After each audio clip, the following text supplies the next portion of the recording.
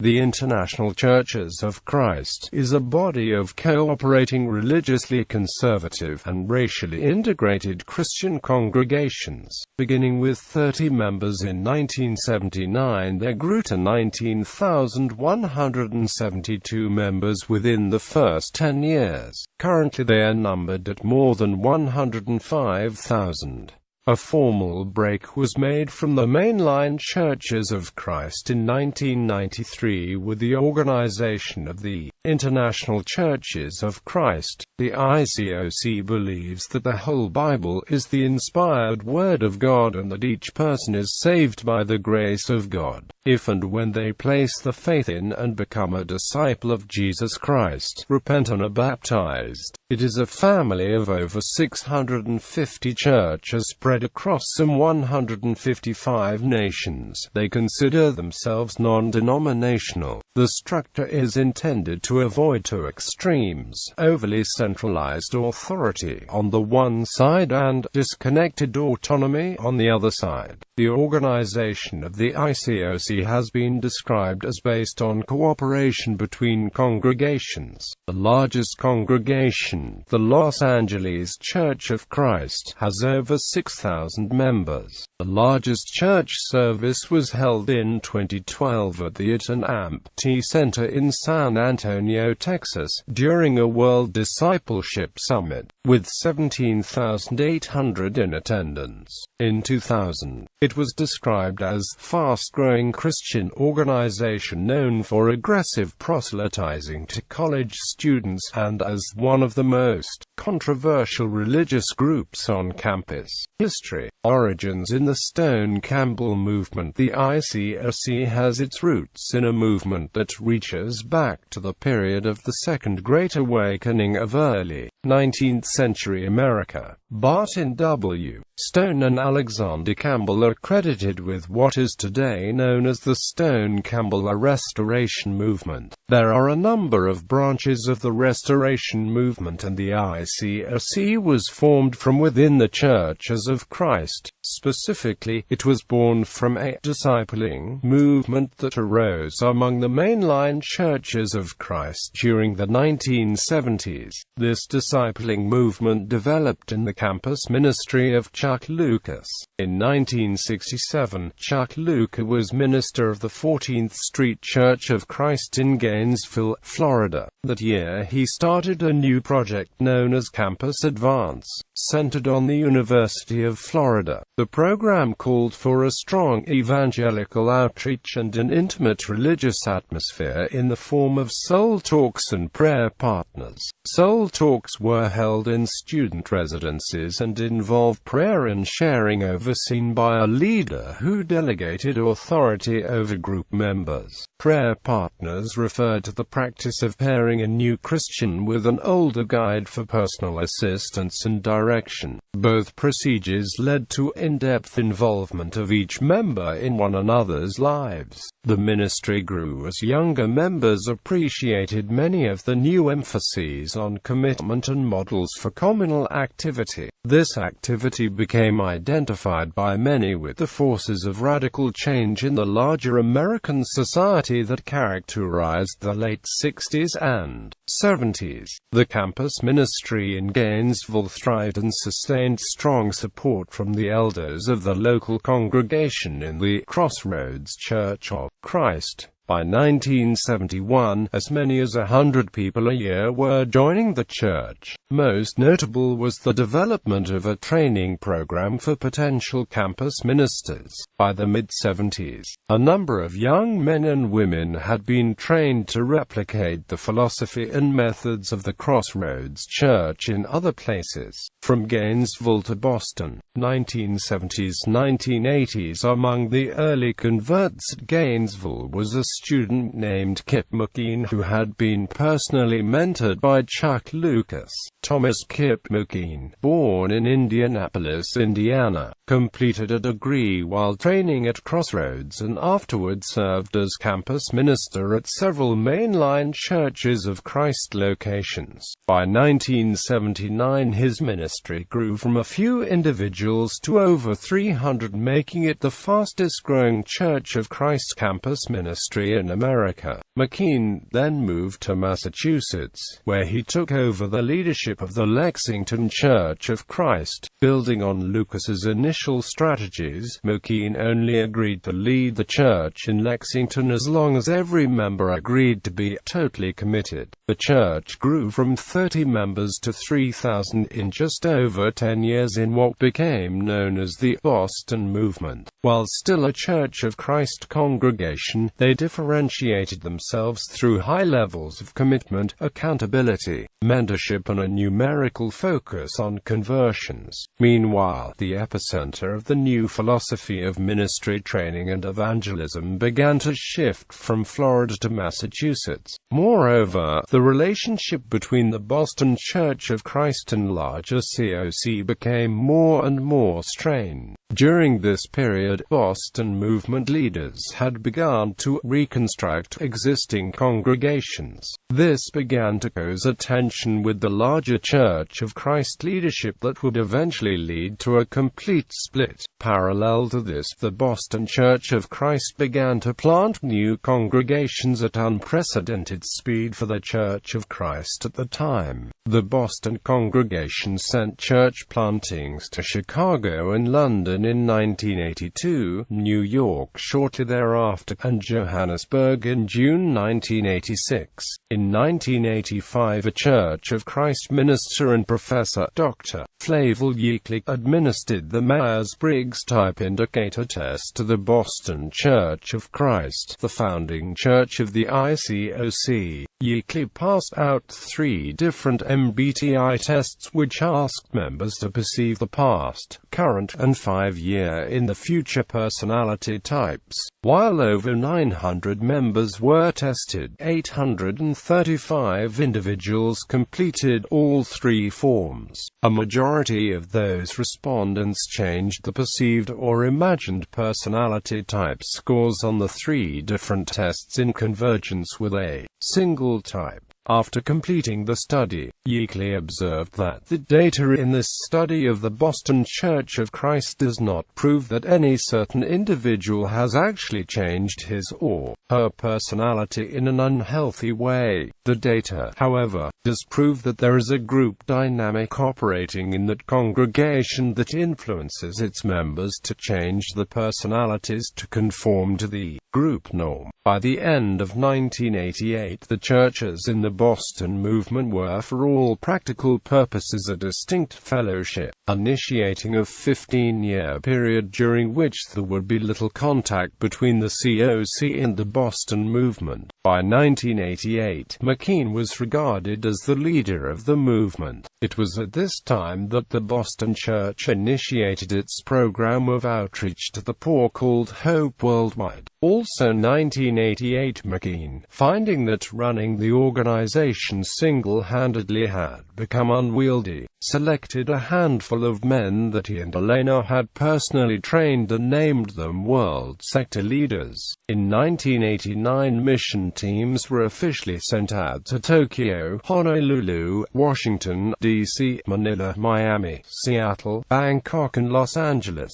That year, McKean and his family moved to Los Angeles to lead the new church planted some months earlier. Within a few years, Los Angeles, not Boston, was the fulcrum of the movement. The ICOC. 1990s. In 1990, the Crossroads Church of Christ broke with the movement and, through a letter written to the Christian Chronicle, attempted to restore relations with the mainline churches of Christ. By the early 1990s, some first-generation leaders had become disillusioned by the movement and left. The movement was first recognized as an independent religious group in 1992 when John Vaughan, a church growth specialist at Fuller Theological Seminary, listed them as a separate entity. Time magazine ran a full-page story on the movement in 1992 calling them one of the world's fastest-growing and most innovative bands of Bible thumpers that had grown into a global empire of 103 congregations from California to Cairo with total Sunday attendance of 50,000. A formal break was made from the mainline Churches of Christ in 1993 when the group organized under the name International Churches of Christ. Quote, "This new designation formalized a division that was already in existence between those involved with the Crossroads Boston movement and mainline Churches of Christ. Growth in the ICOC was not without criticism. Other names that have been used for this movement include the Crossroads movement, Multiplying Ministries, and the Discipling Movement. Since each city had a single church, its membership might be large and geographically dispersed. If so, it was divided into regions and then sectors of perhaps a few small suburban communities. This governing system attracted criticism as overly authoritarian, although the ICOC denied this charge. "It's not a dictatorship," said Albert, former ICOC spokesperson. "It's a theocracy, with God on top." Growth continued globally, and in 1996 the independent organization Church Growth Today named the Los Angeles ICOC as the fastest growing church in North America for the second year running, and another 8 ICOC churches were in the top 100. By 1999, the Los Angeles church reached a Sunday attendance of 14,000. By 2001, the ICOC was an independent worldwide movement that had grown from a small congregation to 125,000 members and had planted a church in nearly every country of the world in a period of 20 years.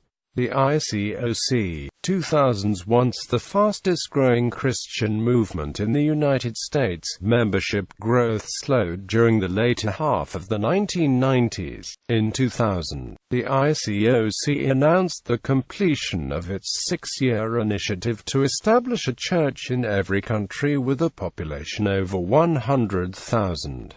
In spite of this, numerical growth began to slow. Beginning in the late 1990s, problems arose as McKean's moral authority as the leader of the movement came into question. Expectations for continued numerical growth and the pressure to sacrifice financially to support missionary efforts took its toll. Added to this was the loss of local leaders to new planting projects. In some areas, decreases in membership began to occur. At the same time, realization was growing that the accumulated costs of his leadership style and associated advantages were outweighing the benefits. In 2001, McKean's leadership sins were affecting his family, with all of his children disassociating themselves from the church, and he was asked by a group of long-standing elders in the ICOC to take a sabbatical from overall leadership of the ICOC. On the 12th of November 2001, McKean, who had led the International Churches of Christ, issued a statement that he was going to take a sabbatical from his role of leadership in the church. Nearly a year later, in November 2002, he resigned from the office and personally apologized, citing arrogance, anger, and an over-focus on numerical goals as the source of his decision. Referring to this event, McKean said, "At this time, the International Churches of Christ administration, under the leadership of Andy Fleming, began to formulate a plan for a massive reduction in the overhead of the worldwide organization. The goal of this administrative plan was to refocus the resources of the local congregations on building up their own ministries as well as guaranteeing continued goodwill in future missions contributions." By the end of 2002, the overhead had been reduced by 67%. The world sector leaders also announced the disintegration of their leadership group with the suggestion that a new representative leadership group, including evangelists, elders and teachers, be formed with an initial meeting in May 2003. The period following McKean's departure included a number of changes in the ICOC. Some changes were initiated from the leaders themselves and others brought through members. Most notable was Henry Criote, a leader in the London ICOC, who circulated an open letter detailing his feelings about theological exclusivism and authority in the ICOC. This letter affected the ICOC for the decade after McKean's resignation. Critics of the ICOC claimed that Kip McKean's resignation sparked numerous problems. One such critic, Gretchen Passantino, claims that both members and ex-members noted the movement continued to experience problems. About 5 of the then 550 churches changed their names.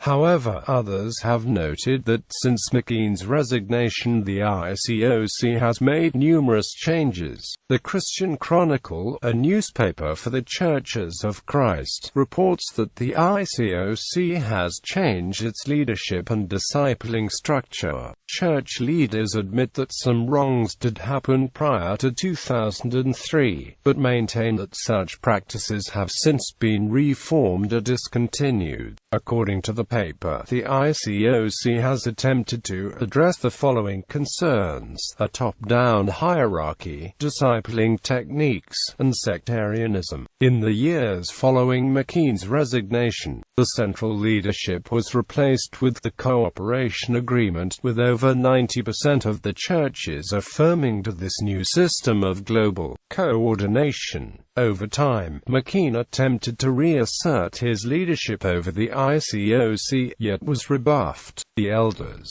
evangelists and teachers wrote a letter to McKean expressing concern that there had been no repentance from his publicly acknowledged leadership sins. McKean then began to criticize some of the changes that were being made. After attempting to divide the ICOC, he was disfellowshipped in 2006 and founded a church that he called the International Christian Church. The ICOC 2020 plans. In 2010, the Evangelists Service Team formulated a 2020 vision plan that all the 30 ISA regional families of churches have a plan to evangelize the geographic area of the world. The plan encompasses the need to strengthen existing small churches and plant new churches. They plan to build and strengthen those churches through a best practices approach to ministry, oversee and support those churches through strong regional relationships, and provide additional training for the ministers and congregations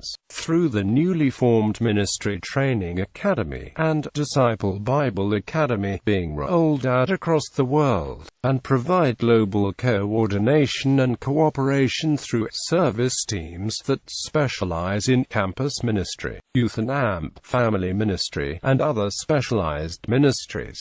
Church governance. The International Churches of Christ are a family of 650 churches in 155 nations around the world. The 650 churches form 30 regional families of churches that oversee mission work in the respective geographic areas of influence. Each regional family of churches sends evangelists, elders and teachers to an annual leadership conference where delegates meet to pray, plan and cooperate. World Evangelism. Mike Taliaferro, from San Antonio, Texas, says the cooperation plan is a far better way of coordinating and unifying a church family of the size and global nature of the ICOC. No longer can one man make sweeping decisions that affect all the churches, considering that many of those churches he may never have visited. Building unity and consensus through prayer and discussion takes time but is worth it. The spiritual fruit of the Delegates Conference in Budapest is testimony to the success of this much less authoritarian approach to that which we had in the past. Service teams provide global leadership and oversight. The service teams consists of an elders, evangelists, teachers, youth and AMP, family, campus, singles, communications and AMP, administration, and HOPEF and AMP, benevolence teams. One church, the ICOC, holds that the Bible teaches the existence of a single universal church. One implication of this doctrine is that, while Christians may separate themselves into different, disunified churches, it is not actually biblically right to do so, and such separations are not likely to take place between groups of Christians who are obedient to the Bible. While no one claims to know who exactly is part of the universal church and who is not, the ICOC believes that anyone who follows the plan of salvation as laid out in the scriptures is added by God to his one universal church. This is consistent with the historical roots in the churches of Christ, which believe that Christ established only one church, and that the use of denominational creeds serves to foster division among Christians. This belief dates to the beginning of the Restoration movement. Thomas Campbell expressed an ideal of unity in his Declaration and Address. The Church of Jesus Christ on earth is essentially, intentionally, and constitutionally one. The ICOC sees God at work in many congregations around the world who are not necessarily affiliated with the ICOC. Christian churches, Churches of Christ, and other biblically sound churches have faithful Christians in them. Ministry Training Academy. The current education and ministerial training program in the ICOC is the Ministry Training Academy. The MTA consists of 12 core courses that are divided into 3 areas of study: biblical knowledge, spiritual development, and ministry leadership. Each course requires at least 12 hours of classroom study in addition to coursework. An MTA student who completes the 12 core classes receives a certificate of completion. Hope Worldwide. The ICOC directly administers or partners with over a dozen organizations. Some function as appendages of the church, others are entirely unrelated in the mission and activities. Of these, the largest and most well-known is Hope Worldwide, a charitable foundation started as the benevolent arm of the ICOC, which serves as the primary beneficiary of the church's charitable donations for the poor.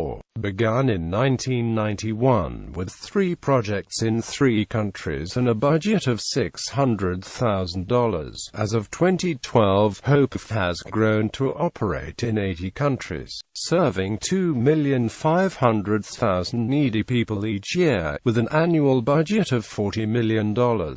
In Africa, the projects serve 148,000 orphans in 8 different countries. In North America, there are 120 different chapters of Hope, which mobilized 1,300 volunteers to serve victims of Hurricane Sandy. In Central America, 53,000 pediatric exams and 58,000 adult medical exams have been conducted, with 23,000 prescriptions written. In Cambodia, Hope runs and staffs 2 free hospitals. In Bolivia, Hospital Arcoiris provides $1.4 million in free medical care. According to Charity Navigator, America's largest independent charity evaluator, they have assigned Hope Worldwide an accountability and transparency rating of 100 out of 100. A financial rating of 75.1 out of 100, an overall rating of 3 out of 4 stars, with the overall score of 82.39 out of 100. ICOC and mainstream Churches of Christ relations. With the resignation of McKean, some efforts are being made at reconciliation between the international Churches of Christ and the mainstream Churches of Christ. In March 2004, Abilene Christian University held the Faithful Conversations dialogue between members of the Churches of Christ and International Churches of Christ. Those involved were able to apologize and initiate an environment conducive to building bridges. A few leaders of the Churches of Christ apologized for use of the word cult in reference to the International Churches of Christ. The International Churches of Christ leaders apologized for alienating the Churches of Christ and implying they were not Christians. Despite the improvements in relations, there are still fundamental differences within the fellowship. Early 2005 saw a second set of dialogues with greater promise for both sides helping one another. Harding University is contemplating a distance learning program geared toward those ministers who were trained in the International Churches of Christ. A video chronicling the first 40 years of the ICOC details these developments.